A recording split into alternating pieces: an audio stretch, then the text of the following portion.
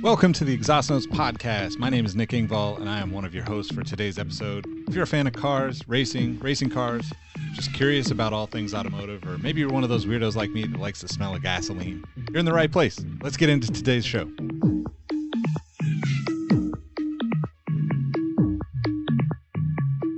Welcome to the Exhaust Notes podcast. Lights out, everybody. It's the Exhaust Notes podcast. I've got my head driver, Nick Engvall. I've got my chief mechanic, Todd Yates, and I'm the plucky young upstart, Rohit Malhotra. This is an extension of the Sneaker History News podcast, and it's just more, if anything, a midlife crisis, if we're being honest with ourselves. I kid, but really what I've got today is two of the most knowledgeable race fans that I know, Nick and Todd. How are you gentlemen today? How's everything in your world, Todd? Very good, very good. Happy to be here. Excellent. And I believe this is a debut for you, so we're looking to see some sort of pole performance from you because you are our dirty little secret when it comes to this new podcast, so thank you for joining. And then, as always, the Senna, the Prost, the Hamilton, the Schumacher even. Nick Engvall, what's going on? What's up, man? That's so much pressure. I don't even know if I can handle. That's like such a crazy, yeah. But yeah, It's a crazy intro, but we're going to get you there because that's what I have to do as your wingman, if you will, or your secondary driver. I'm basically going to tie up the midfield so then you have a clear path to that checkered flag. But we really wanted to kind of start this podcast because there's enough of a notable presence, not only in the Sneaker History Discord, cheap plug, but just pop culture right now about Formula One. So we figured, why not take two established presidents, one person that's really enthusiastic about it but doesn't understand the technical nuance, and just get a good starter conversation going. Because at the end of the day, we've all been there where we want to check out this cool new thing, but we don't know where to go. So we're hoping we can be that for Formula One for all 15 of you that are still listening after that long, rambly intro. But Nick, do you want to start us off somewhere? Yeah, man. So basically, I was trying to think back to when I first got introduced to Formula One. And I don't know the exact era, but, probably early to mid 90s. I don't know who, but somebody bought me a Hugo Boss. I think it was probably my dad or my grandparents, but like a Hugo Boss remote controlled, Formula One car. A terrible, it was one of those like true classic remote control cars where you went forward and you reversed in a circle, so like that was the only real turning you did. But that was kind of what got me interested in it. And, I was already kind of interested in cars, but with Formula One, it just became like something that I loosely paid attention to throughout the Senna era. And, kind of got a little bit heavier into it in the late 90s, early 2000s with like Bar, Honda, and those types of teams, the Benson Hedges teams that were Mugen powered from my Honda days. But I guess it's still my Honda days now because I haven't given up on all the Honda stuff. But that's kind of my stepping into Formula One as a fan.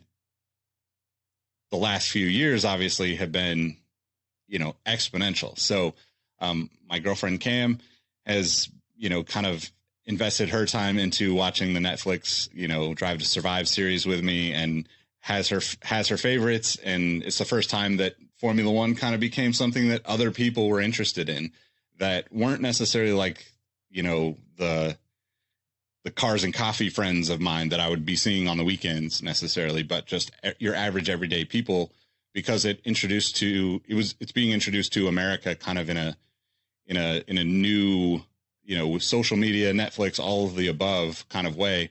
So I just thought it would be cool to talk about this kind of stuff with you guys and kind of give people some insight as to like how, what Formula One is, a grandiose overview, but like also what, different walks of life find interesting about it. And you guys obviously being kind of the first two people that came to mind just because we've been doing this fantasy league and having some fun with that too. So another way for us to kind of keep our finger on the pulse of the races and stuff. Excellent. So Todd, how about you? Like what drove you, sorry, the first of many bad racing puns.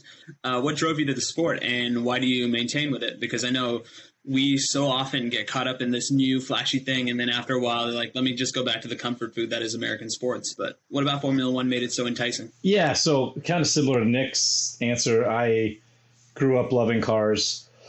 everything automotive. My dad was, excuse me, my dad was into cars, and but it's weirdly enough, my mom, who in a roundabout way got me into Formula One. So I grew up in Albuquerque, New Mexico, and some pretty famous racing family, the Unser family, is from Albuquerque, New Mexico, and I remember vividly being at a restaurant during the Indy 500. I think it was 92 or 94. I know that he won both of those years, Al Unser Jr. But she wouldn't leave this restaurant. We'd already eaten our meal and everything and been there a while, and she would not leave the restaurant until the race was over. So we stayed well past our welcome. But fast forward a few years kind of into high school for me, I kind of stumbled upon Formula One. Well, I watched my first races. I think it was on like Wide World of Sports that same year. I think it was 94.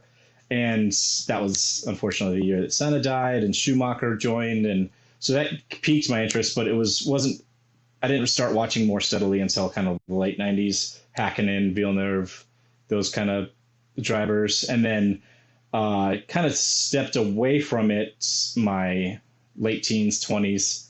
And then probably when Danny Rick joined the pod, he just is a character that I connected with. He was just weird and goofy and fun loving. And that's when I really started to nerd out and just have been kind of following him as a driver ever since. And I think we're blessed now as Kardashian-like as it is to have the Drive to Survive series, because even like Nick mentioned, like I loosely got my wife interested into, she'll listen to me at least talk about the races now. So yeah, that's me.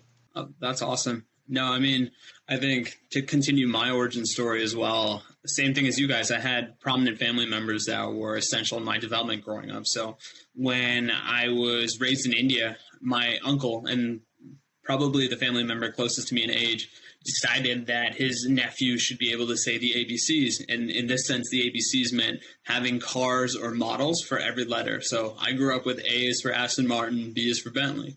And as I kind of grew older, I was like, man, cars aren't great other than the fact that I can take a Hot Wheels and just kind of spin it. And that was basically a fidget spinner for your boy when he was 3.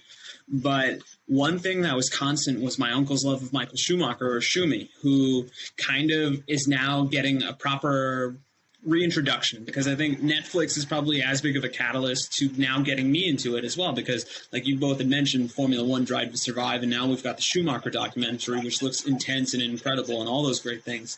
But to me, it was the familiarity of something that I once thought foreign. So as we're watching the Drive to Survive, and you have that likable protagonist in Danny Rick, and he is the perfect entry point to get to know some of the other drivers that you're like, okay, Max Verstappen, really good, quasi-Nazi looking, but hey, I'm here for it because he seems to be really good. Hopefully he's not anti-Semitic, and this is where I'm going to get kicked off the show, but anyway, I digress. But then also getting to know the Lewis Hamiltons of the world, and then getting to know the fringe characters. So for me, I just was drawn to Esteban Ocon, who's essentially a midfield driver, but something about his origin story where one of the prior misconceptions that I had about the sport was everybody was from the rich elite of Europe. And this was one person like Lewis who kind of had to bring himself up from the bootstraps and kind of rely on his family selling everything, including their own home, just to fund this kid's racing hobby / passion and now profession. So that's what got to me was, once again, because this is sports and we're living in that era where narrative drives everything, I was able to see patterns that I see in American fandom that I have. And I'm like, oh, this player reminds me of this team in American sports. I have this feeling towards them. And when you put it on that fundamental level, to me, I think that's what the secret sauce is. And I think that's why we're seeing all these people gravitate to it. It was kind of sad because I got caught up last 2 seasons, and then I was ready for the 2020 season, and unfortunately COVID hit. And that to me is probably one of the most interesting things, because I thought that was going to be a death knell, because for all the goodwill and the publicity that Drive to Survive was giving Formula One, I was like, they're not going to last because this happened. But lo and behold, if anything, it's caused people to double down. So I'm one of those new people that just fell in love with the sport because there's a reality TV show component to it. Yeah, it's really interesting to think about how it has survived and progressed past COVID, right? I mean, obviously COVID's still, wreaking havoc on the world, but as far as Formula One having to shut down races, everywhere essentially, and stick to one track for a continued, amount of time, that takes away from a lot of the interesting elements of what it is, right?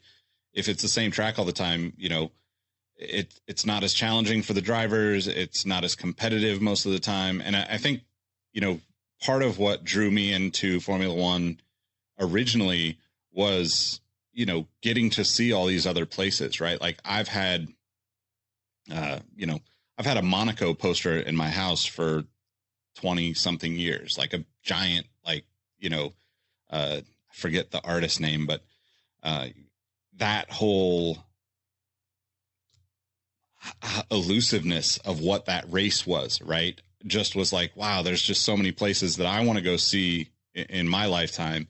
And yet, I don't know, 10, 15 times a year, these are places where there's Formula One races. So it just seemed like this would be like the perfect, thing for me to be interested in as somebody who wanted to travel more and see, what else is out there besides what we're kind of, fed in America, unfortunately. But I think too, like the other part of the getting through COVID, it was really, it felt really, it felt like a moment of unity for the sport of Formula One to get through it, as opposed to some of the other sports where you had, just, so much back and forth and so much politicizing of everything and every moment.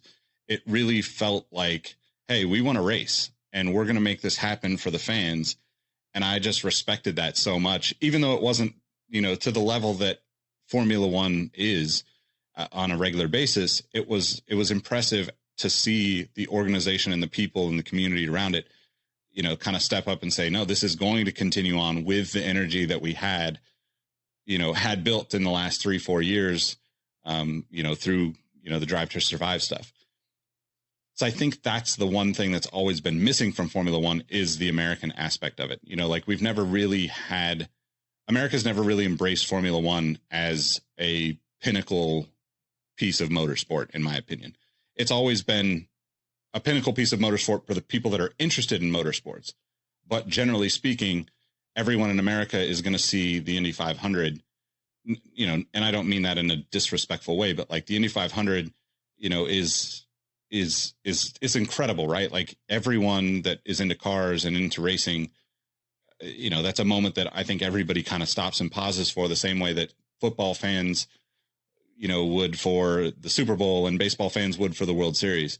But Formula One itself there was never enough of it here, right? It was always like just out of reach, just kind of never made an impact through social circles, through, even social media, right? Like social media for Formula One took way longer to kind of get on board compared to sports like basketball, in my opinion. No, I mean, I think that's a good point, because I always kind of come back to this one. Why I think basketball and soccer do really well is these are the only two sports there isn't any sort of facial covering. So we can truly see the theater aspect of the sport as well as the sport itself. Formula One is probably as tricky of anything in terms of you can't even read the body language because you've got a car shielding it. So you really have to look at the fact that how they drive is essentially a personification of who they are.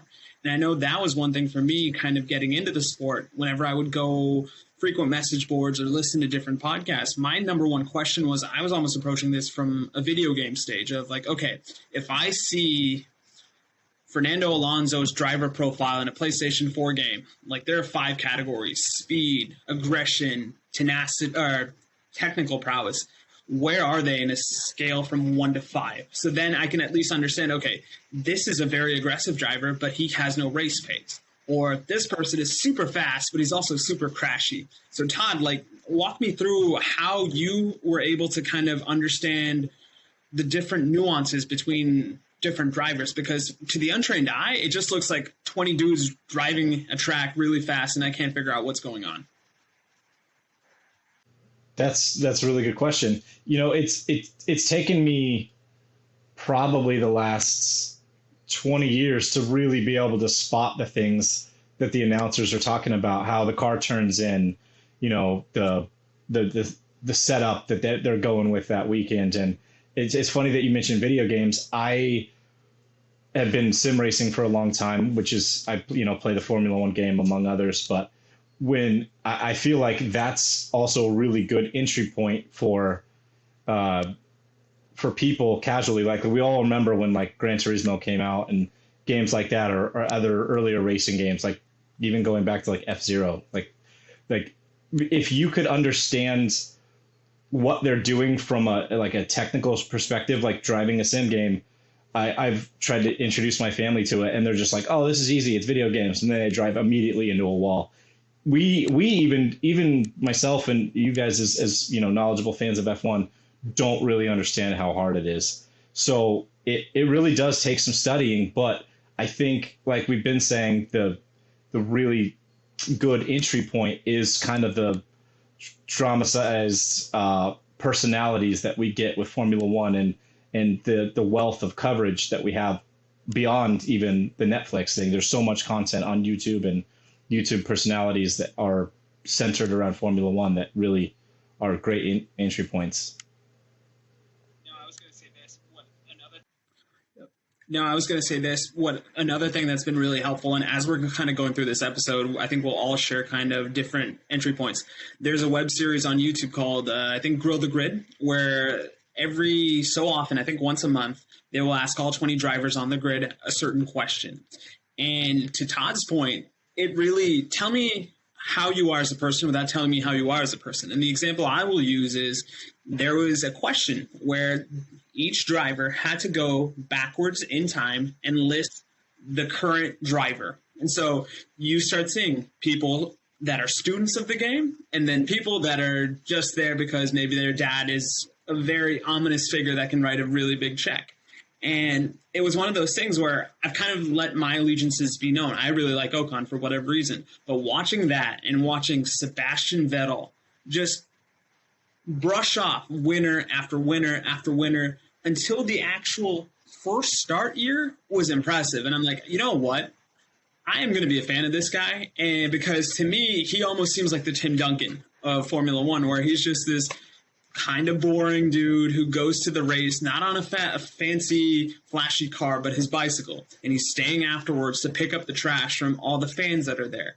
And it's that type of connection that, once again, I'm like, okay, this is helping me color in the lines a little, because it will take me the aforementioned 20 years to really understand the tactical nuance of an undercut versus an overcut, or what's happening if a pit stop has gone right, or more importantly, what's happening if it's gone wrong. But we'll use this as an entry point, Nick. So walk us through how Formula One is set up today. And if you think there's anything else from previous eras that might help define the sport for a new listener like myself, go for it. But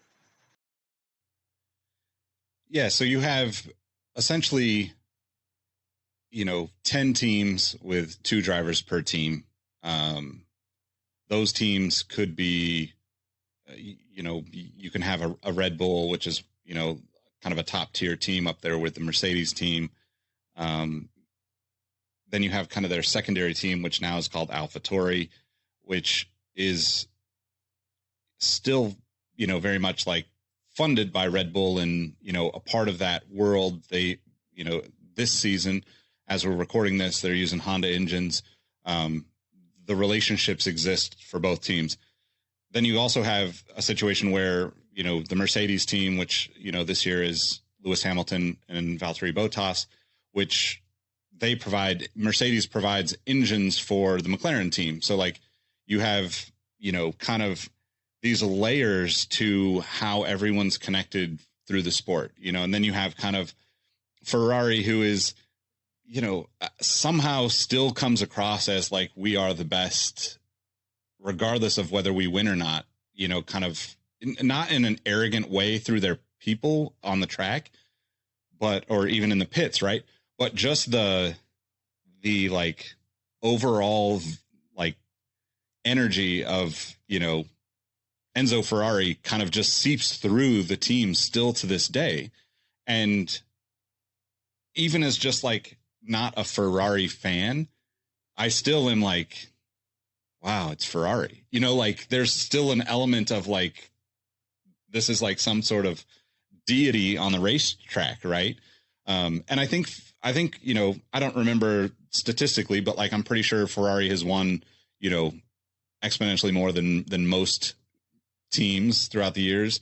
Formula One's been around since, I want to say 1950, 56, 1960, 56, I think. Yeah, so something like that. So, and you know, if there were other ways to get you interested in racing as a general subject, you know, I think there's plenty of films out there that we can get into probably on a future episode, but just Ford versus Ferrari will give you a good idea of the kind of aura of what Ferrari is out there in the world. And it's not good or bad, in my opinion. It is what it is kind of in Formula One. But I also think that, you know, you have kind of teams like Alfa Romeo. We have an American team right now, Haas, which is, you know, both those teams are kind of struggling to keep up the pace with the rest of Formula One. But it's kind of important for people that are new to Formula One to understand, like, when we say that a car is not keeping pace, that's in races only, right? Like that is like when it comes to qualifying, these cars are within a second or two up and down the grid, 20 cars. Sometimes even tenths of a second, hundredths of a second, thousandths of a second separates literally the top 10 cars, right? So I think that the sport itself it provides a lot of interesting ways for you to become a fan. And I was thinking about this before we started recording throughout today. It's almost like you could become a fan of the individual drivers. That's now an opportunity. You get to see them on social media. If you want just fun, like to Todd's point, Daniel Ricciardo is incredibly entertaining as a human being. If you want to see just like two happy kids, like it's almost like, you know, like teenage boys playing, you know, in the court down the street from their house. Look at like the AlphaTauri team with Pierre Gasly and Yuki Tsunoda. These guys are like genuinely seem like they're brothers from another mother, hanging out all the time after races and, you know, in between and travel and all this stuff. And it just seems like they are like, I guess the best way to, you know, interpret that, they seem like what I wanted to do as like the aspiring skateboarder. You know, let's just get in a van and drive around the world skateboarding. They're basically doing that in like a grandiose scale with Formula One. In private jets. Yeah, private jets, yeah.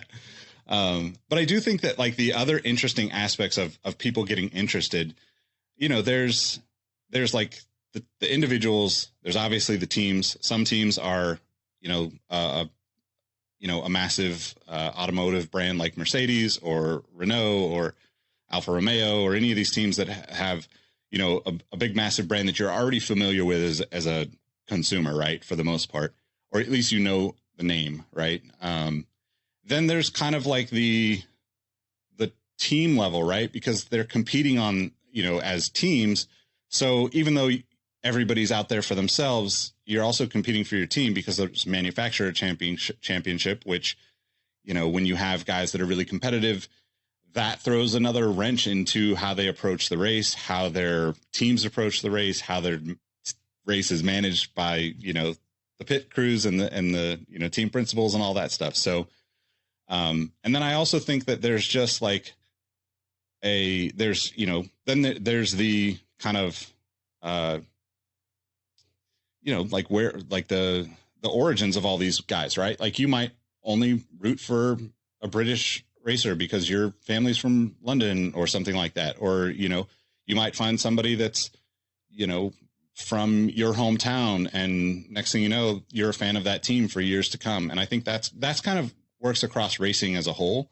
But Formula One is really gives you all of those aspects. And I think the final way that you can kind of look at it is like, you know, like these are just beautiful, incredibly well-engineered machines that are as much art as they are some performance vehicle, right? So like, I definitely have friends that have just look at a car and like, that's the team that I love this year because that car is so good. And I think that's a good way to go too, because, you know, like some of these paint schemes, liveries in the racing world are absolutely phenomenal. Like they just resonate with people. And I think you see that as the seasons go by, where there's slight changes and change, maybe the drivers change the helmet to, tell another story. And those layers kind of just give you, like I could say that, Lando Norris is my favorite driver right now, but I also will root for 10 other people on the grid because of all these various things. And I think that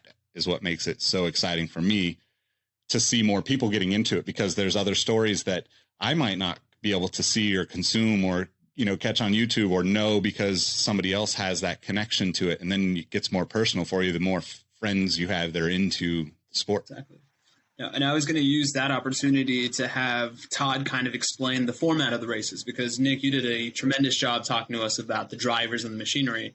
But Todd, could you walk us through what we would want to get ourselves into if we decide, hey, next week there's a race, and I think there's some events Friday and there might be some on Saturday? Walk me through that, because I think that's probably another good way for people to realize how much of a commitment can I give this new sport.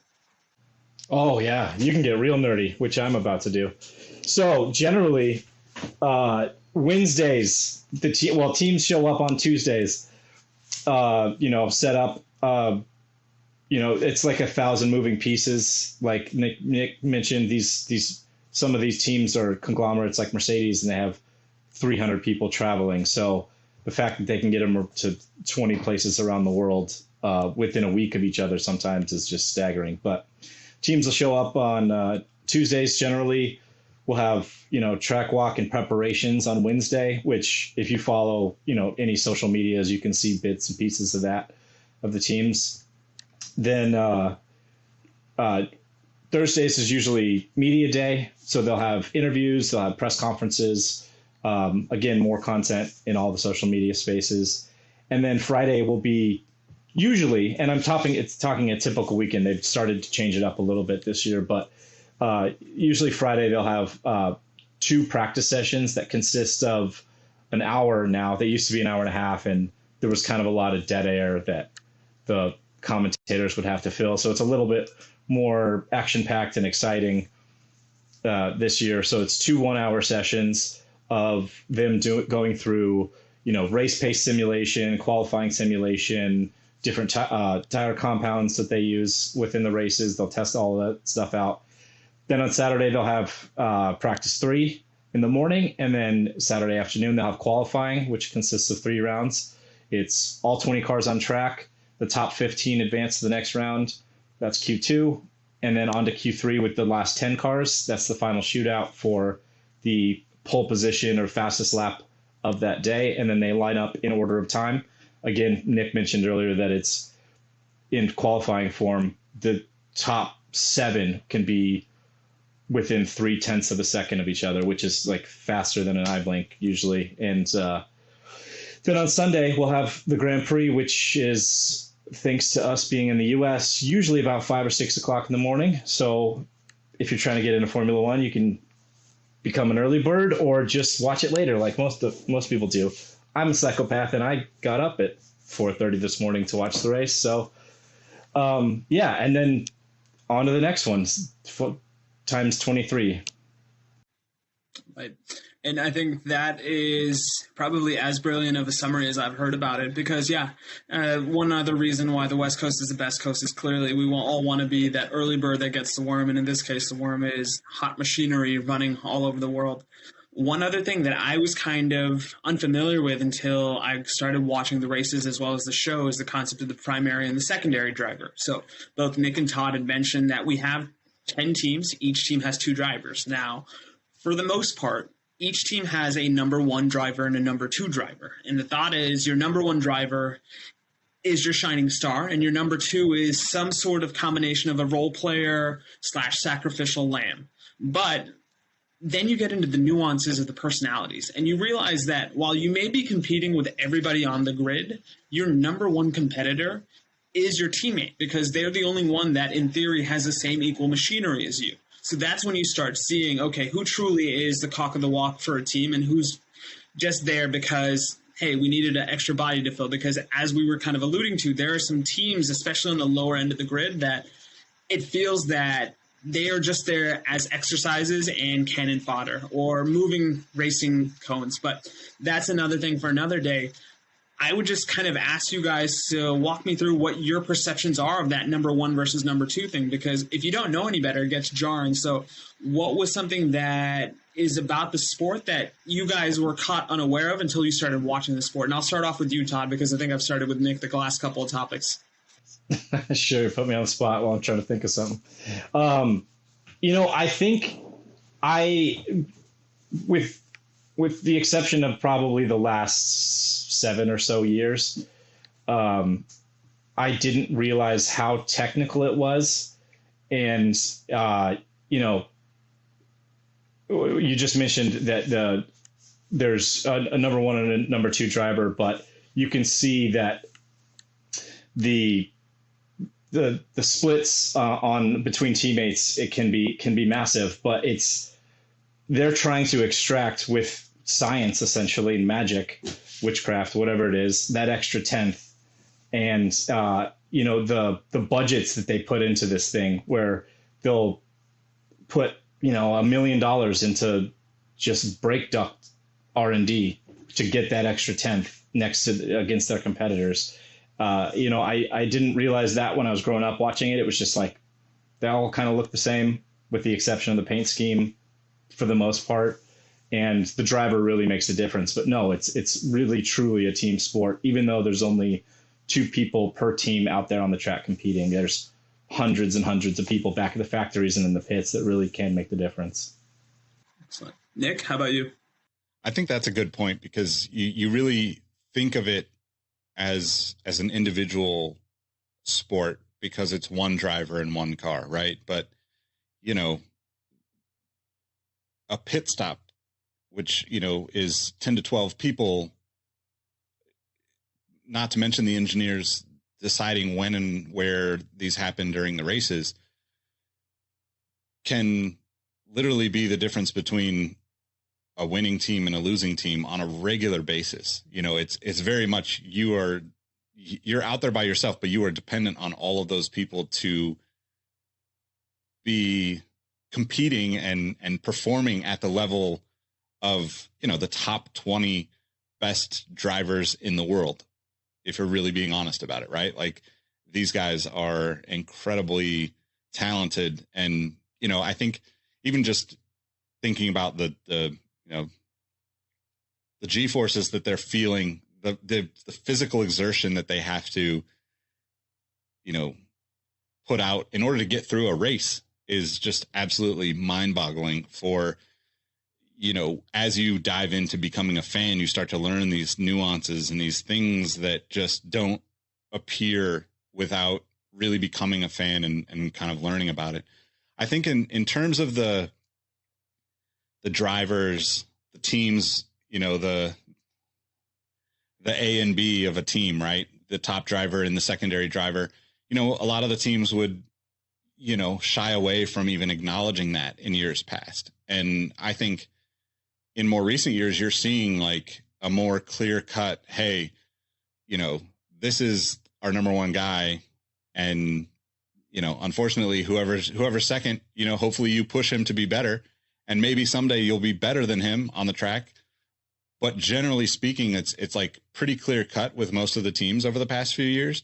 But I think that, the interesting thing about that is you get into the personalities of these athletes, and that can throw a wrench into anything you thought existed in terms of hierarchy within the team. Right. As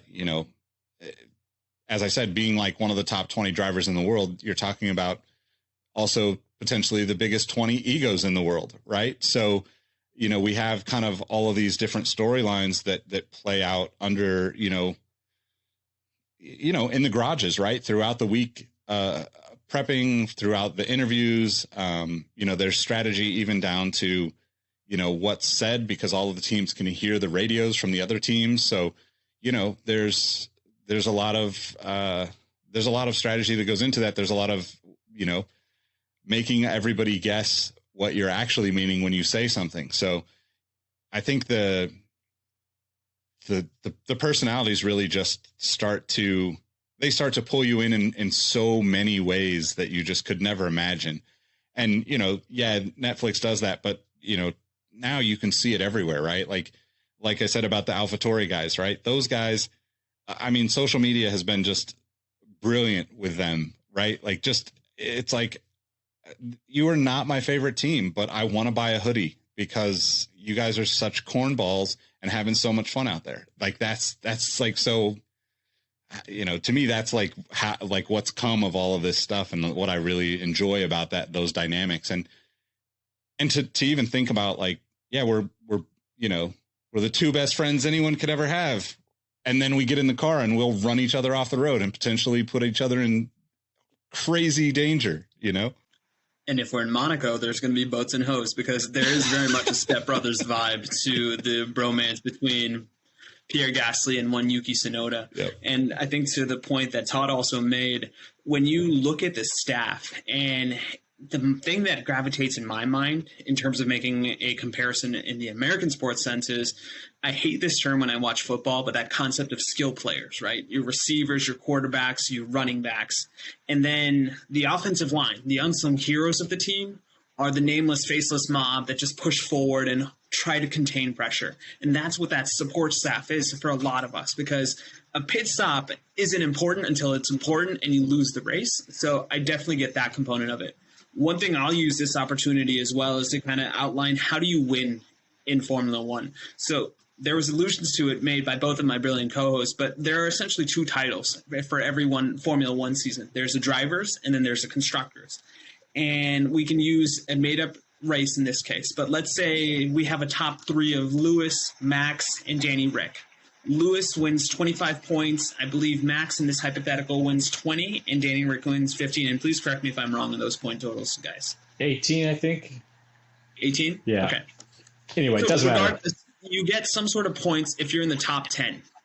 And those points count towards the two races that I'd mentioned. You have the driver's race, where we literally see, okay, who's the driver that's accumulated the most points? Because in theory, they're the ones that have had the most top 10 finishes or the most podium finishes in the top three.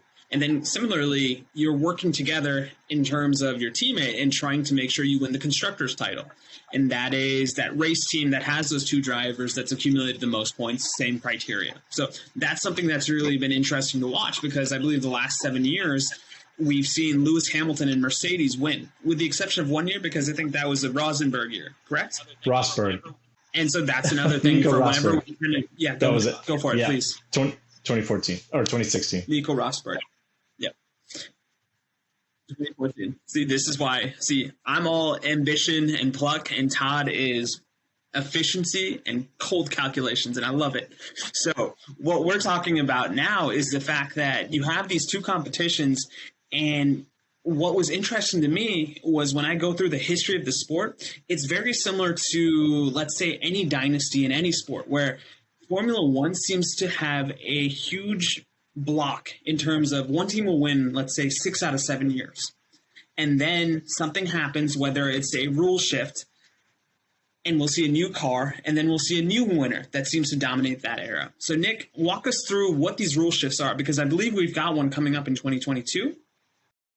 Yeah, I mean, the car itself will change drastically in 2022, right? You'll have, you know, I guess, bigger wheels. So, like, this year's cars, and primarily for the past, you know, couple of decades, the wheels are really tiny. The tires are massive and sticky as hell, which I think is the change to a bigger wheel and a slimmer tire, a shorter tire, you know, in height, it's obviously motivated to, you know, be more like industry standards for cars that we actually drive on the streets. A lot of racing that I've been into, Le Mans racing, you know, American Le Mans back in the day, was very much like tried to kind of push the green energy hybrid, you know, drivetrain. All of the things that were there were roughly translated from street cars in some way, shape, or form, or vice versa, right? It all kind of funnels back down into street cars. With Formula One, the obvious thing that never did was the wheels. It was like they were like this kind of one-off, you know, 12-inch or whatever. Yeah, 12-inch? 13. 12-inch wheel, 13-inch wheel, I think, with 13-inch wheel with, like a massively fat tire. And it's great because it's speed and all of, the experience is great, but like, it's not something that the average consumer can say, oh, that's kind of cool because it's connected here, right? And maybe that's not important to Formula One, or to the average person, but to me, as somebody who's watched racing for a long time, that was something that I always kind of it was odd. So next year will be an interesting kind of redesign of the car, almost like resetting, this kind of approach for all of these teams, right? I forget some of the other regulations that are going to change, but maybe you could talk about some of that. Yeah. Kind of stuff. So it's funny that you mentioned like the domination, because we've had that a lot in the past 20 years, right? It was Ferrari dominating. There was a odd McLaren championship in there, and then went to Red Bull with Seb for 4 years, and then we've had Lewis for the last 7. Or, well, we had Rosberg in there, but Mercedes has won the last 7. Anyway,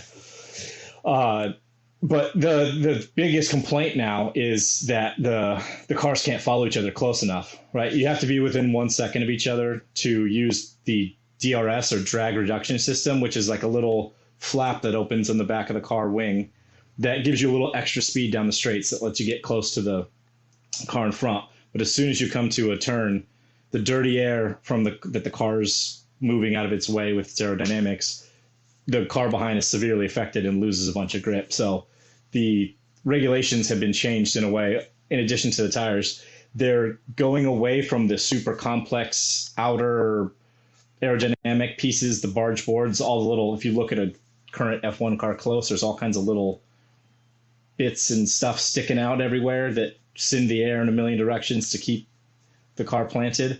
And they've gone to more of a ground effect car, first popularized in the 70s and 80s, that kind of sucks the air under the car, which thereby sucks the car into the ground, but doesn't cause as much of a wake in the air to the cars behind, so they can follow closer and hopefully provide closer racing. And there will still be top teams and bottom teams, but maybe they'll just all be a little bit closer together. No, and I think that's all we want, so to speak, as neutral fans, is we just want a great deal of parity, because anybody should be able to set foot in a car and win on their day.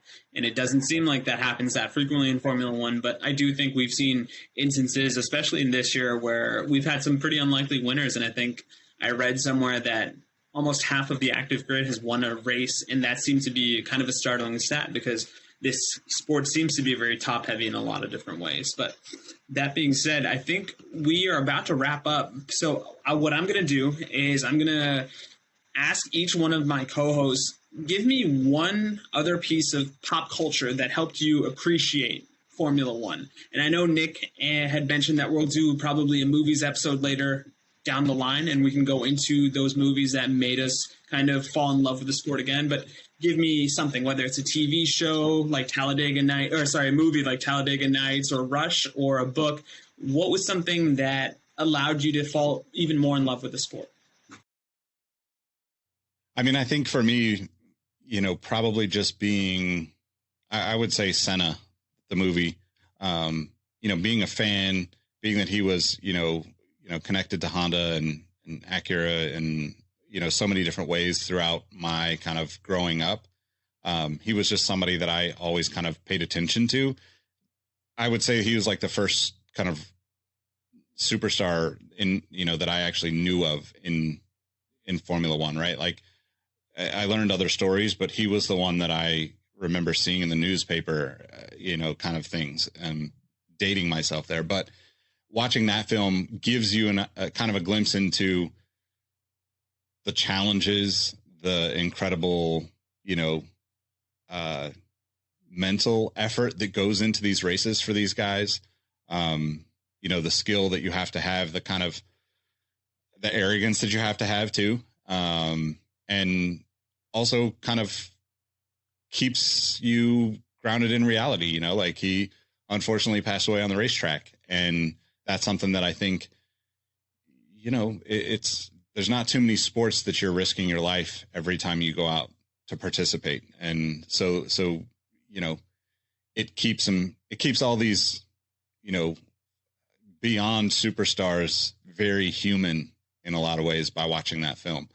And also just kind of introduces you into a lot of the backstories that can play out throughout the years, you know, to the point of having these dynasties.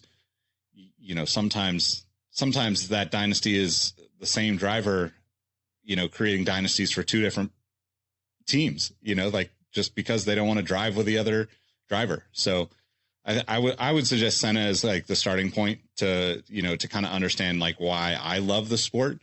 But I think there's a lot of other cool stuff out there too. Yeah. So similar answer, different movie to Nick. The one thing that really, I guess made me appreciate the kind of insane nature of the danger of Formula One was a movie called Just One. Actually, it's just the number one. It's a documentary about the earlier years of Formula One, and they go pretty far back and show it in the 70s or 60s and 70s. It wasn't uncommon for a driver to die maybe every weekend or every other weekend because they were building a car that is going, you know, 180, 200 miles an hour as light as possible, which means there's not a lot of structure around them. Because, you know, if you want speed, add lightness. And it's just and it was just kind of a socially acceptable thing to do. It's just like, oh, here's my rival that I'm racing against. Oh, no, just kidding. He died. Like that doesn't really happen in any other sport. Like, obviously there's grave injuries in all kinds of sports, but it's not just like par for the course. Be like, oh, well, we have 19 drivers for the next race. Oh, no, somebody new joined the sport to fill that guy's spot. That doesn't happen anywhere else except for motorsport, and Formula One was, you know, the pinnacle of motorsport. So that reminds me of a very famous quote where somebody was talking about if you're a sportsman or an athlete, you die two deaths the day your career is over and then your actual death. Formula One is not that. Formula One, in that sense, they're pedestrian because more often than not, if they have that big crash, that can be a very unfortunate thing. You were saying something, Nick, before I'll make my last pick and we'll close the show. Yeah, I was just going to kind of reiterate what Todd was saying because, like, that was a great film, and I think, you know, to going back to what I was, you know, trying to express a little bit about my, you know, more into sports car racing. Maybe we'll get into that in another episode. Formula One's an open wheel racing series, but the Le Mans series, you know, having those ties into kind of the things that we see that end up trickling down into consumer goods, consumer cars, aftermarket parts, and those kind of things.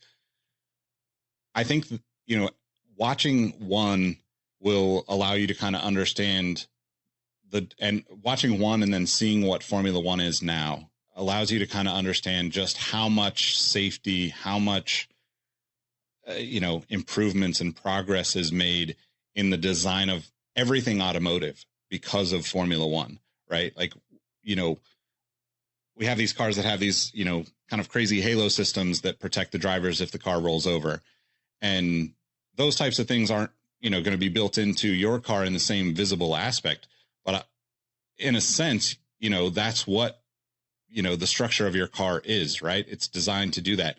So, like, even though it's shrunken down into, you know, a tiny single person cockpit, it's something that translates into, you know, like an average consumer good, in my opinion. And I think, you know, when you kind of look at the history and one does a good job of, you know, kind of showcasing that, you get to see so much more and kind of, you know, understanding the aerodynamics, you know, like Todd made a great point that I think as this aerodynamic shift changes, right? Like the street cars that were like, you know, I say this in a very loving, endearing way, but like the gaudy street cars of the 80s with the crazy body kits and the Gambala Porsches and all of those, like, just over the top designs, those kind of are, you know, in a sense, like a trickle down of what Formula One, you know, aerodynamics, you know, teach automotive designers, right? So those are the kind of things that I think as you kind of consume these other, you know, movies or, you know, YouTube videos or whatever, things that you kind of see that also wrap you further into kind of the admiration for what goes on for all the people that you never actually get to meet on the screen, right? The guys that are building these cars that are putting in the thankless hours that don't get to stand, and be kind of regarded as this hero driver.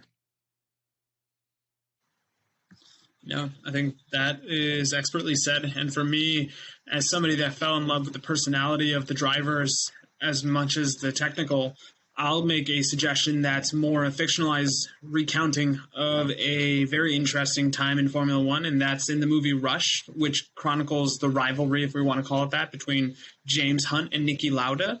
And it's set in the 70s, and it's the best and the worst aspect of race car driving in terms of the mentality and that ego, because you do see the pomp and glamour and the glitz and everything that you think is what a race car driver is. That movie will make you believe it and lure you in with probably a cheap stereotype, but it's so expertly done. And just some of the race footage that they've got from the archives and then they've also recreated is just fun. And after watching those two movies, you will probably feel a little bit sad based on the fact that this is a sport that's unfortunately characterized by a lot of danger. So this is a proverbial dessert at the end of that viewing party, if you will. So that being said, we will kind of go for the checkered flag, if you will. Sorry, I had to search for a pun there. But where can they find you guys? Todd, where are you on the social media? On Instagram at Teezy, Teeyeezy. Excellent. And Nick, how about yourself? At Nick Engvall on all the platforms, NickEngvall. Perfect. I'm at Rohit M13 on Instagram, on Twitter at Roheezy. Thank you for listening, and look forward to the next one. Thanks, y'all. Peace. Peace. Peace. Go watch Drive to Survive. Yes, please do.